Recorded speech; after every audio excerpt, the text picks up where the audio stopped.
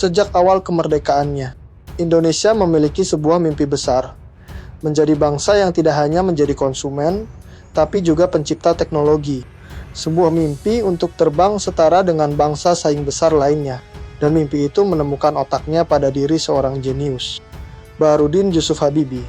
Seorang pemuda yang dikirim ke Jerman dan berhasil menyerap semua ilmu dirgantara paling canggih di dunia. Saat kembali ke tanah air, ia tidak datang dengan tangan kosong. Ia membawa sebuah visi yang dianggap gila oleh banyak orang. Indonesia harus bisa membuat pesawatnya sendiri. Maka, lahirlah sebuah proyek ambisius, N250. Bukan sekadar pesawat baling-baling biasa. Ini adalah pesawat penumpang regional pertama di dunia yang menggunakan teknologi fly-by-wire sepenuhnya, setara dengan Airbus pada saat itu. Ribuan putra-putri terbaik bangsa dikumpulkan di Bandung, bekerja siang dan malam untuk mewujudkan sebuah mimpi yang akan menjadi simbol kebanggaan nasional. Setelah bertahun-tahun kerja keras, hari pembuktian itu pun tiba. 10 Agustus tahun 1995, di hadapan Presiden Soeharto dan seluruh bangsa Indonesia, pesawat N250 yang diberi nama Gatotkaca bersiap untuk penerbangan perdananya, dan ia pun terbang. Impian Indonesia telah terbang. Momen itu bukan hanya tentang sebuah pesawat, tapi tentang pembuktian bahwa bangsa Indonesia mampu berdiri di puncak teknologi dunia. Namun, di balik tepuk tangan yang meriah, ada kekuatan-kekuatan lain di dunia yang mulai bergerak. Kekuatan yang tidak suka melihat Indonesia terbang terlalu tinggi, dan mereka menemukan kesempatan emas mereka dalam sebuah krisis. Ini adalah kisah tentang bagaimana sebuah mahakarya teknologi nasional dipaksa mendarat untuk selamanya. Tonton sampai akhir biar nggak gagal paham. Yuk kita bahas.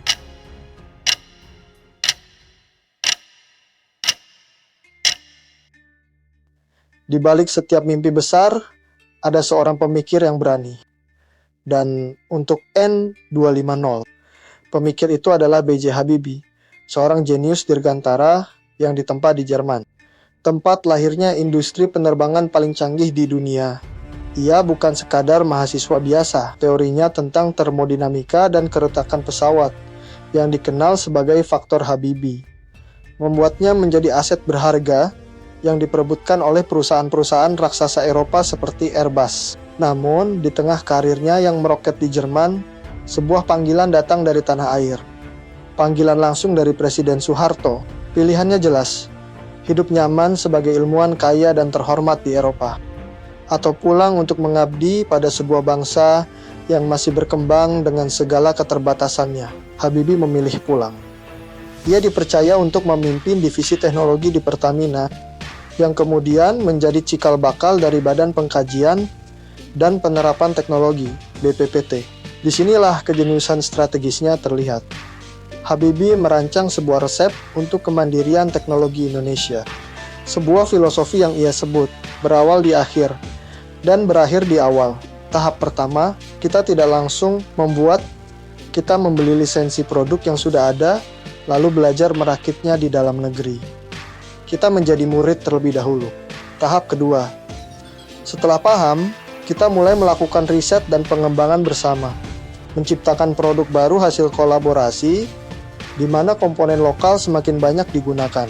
Dan tahap final, setelah kita menguasai teknologinya, barulah kita menciptakan produk kita sendiri dari nol. Dari secari kertas kosong, produk itulah N250. Bagi para sinis dan ekonom liberal saat itu, proyek ini adalah pemborosan uang negara, sebuah fantasi yang tidak realistis. Tapi bagi Habibie, ini adalah satu-satunya jalan keluar dari kutukan negara pengekspor bahan mentah. Ia tidak sedang membangun pesawat, ia sedang membangun manusia. Membangun sebuah ekosistem teknologi tinggi. Ia percaya, nilai dari ribuan insinyur ahli yang tercipta dari proyek ini jauh lebih berharga daripada nilai pesawat itu sendiri. Ini adalah sebuah investasi jangka panjang untuk otak bangsa. Visi yang logis, patriotik, dan sangat menjanjikan. Tapi di panggung ekonomi global, logika dan patriotisme seringkali harus berhadapan dengan kepentingan yang jauh lebih besar dan jauh lebih kejam. Setelah penerbangan perdana yang sukses, nama N250 melambung. Pesanan mulai berdatangan dari dalam dan luar negeri. Dunia mulai mengakui Indonesia sebagai pemain baru yang serius di industri dirgantara. Mimpi itu tampak begitu nyata. Namun, pada pertengahan tahun 1997, sebuah penyakit ekonomi mulai menyebar dari Thailand. Krisis finansial Asia, sebuah efek domino yang tak terkendali. Indonesia adalah korban yang paling parah. Nilai rupiah hancur, anjlok dari sekitar 2.400 per dolar menjadi lebih dari 16.000 dalam beberapa bulan. Perusahaan-perusahaan raksasa yang memiliki utang dalam dolar bangkrut seketika. PHK massal terjadi di mana-mana. Ekonomi Indonesia lumpuh total di tengah kepanikan ini. Pemerintah Indonesia yang terdesak akhirnya melakukan sesuatu yang akan disesali selamanya, meminta bantuan dari Dana Moneter Internasional atau IMF. IMF datang bukan sebagai penolong, tapi sebagai dokter dengan pisau bedah di tangan. Mereka menawarkan pinjaman dana talangan yang sangat besar, namun dengan syarat-syarat yang sangat menyakitkan, sebuah pil pahit yang harus ditelan oleh Indonesia sebagai pasien yang sedang sekarat. Momen yang paling merendahkan martabat bangsa pun terjadi pada 15 Januari tahun 1998. Direktur IMF, Michel Camdesus, berdiri menjulang di sampingnya dengan tangan bersedekap. Sebuah gestur yang oleh banyak orang diartikan sebagai arogansi seorang penakluk yang mengawasi pihak yang kalah. Dengan satu tanda tangan itu, kedaulatan ekonomi Indonesia secara efektif telah diserahkan kepada IMF. Dan di dalam ratusan halaman perjanjian itu, terselip sebuah pasal beracun. IMF menuntut agar Indonesia menghentikan semua proyek yang dianggap menghabiskan anggaran negara. Dan target utama mereka adalah Industri Pesawat Terbang Nusantara, IPTN, beserta mahakaryanya, proyek pesawat N250. Mimpi Indonesia untuk terbang telah dipatahkan sayapnya. Bukan oleh kegagalan teknologi, bukan oleh kegagalan pasar, tapi oleh sebuah tanda tangan di atas kertas yang didikte oleh kepentingan ekonomi global. Perintah dari Jakarta tiba di Bandung seperti sebuah vonis mati. Seketika, denyut jantung industri dirgantara Indonesia berhenti. Ribuan mesin dimatikan, ribuan perkakas diletakkan, mimpi yang telah mereka bangun dengan keringat dan kecerdasan selama bertahun-tahun, kini harus dikubur hidup-hidup atas perintah dari pihak luar.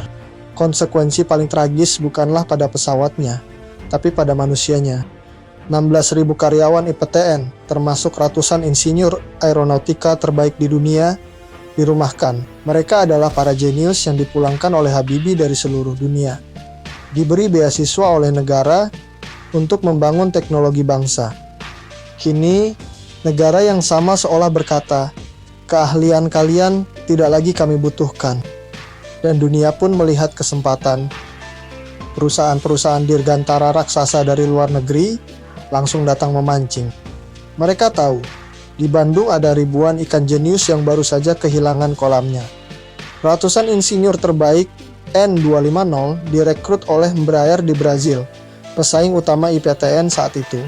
Yang lain tersebar ke Boeing di Amerika, Airbus di Eropa, atau perusahaan-perusahaan di Kanada dan Cina. Inilah yang disebut brain drain atau pendarahan intelektual dalam skala yang paling masif dan paling menyakitkan. Indonesia telah membayar mahal untuk mendidik mereka, tapi negara lain yang menikmati hasilnya. Dan potensi yang hilang sungguh tak terkira. Jika N250 terus berlanjut, ia diprediksi akan menguasai pasar pesawat turboprop di Asia Pasifik, sebuah industri bernilai miliaran dolar. Bagi B.J. Habibie, ini adalah sebuah patah hati yang mendalam.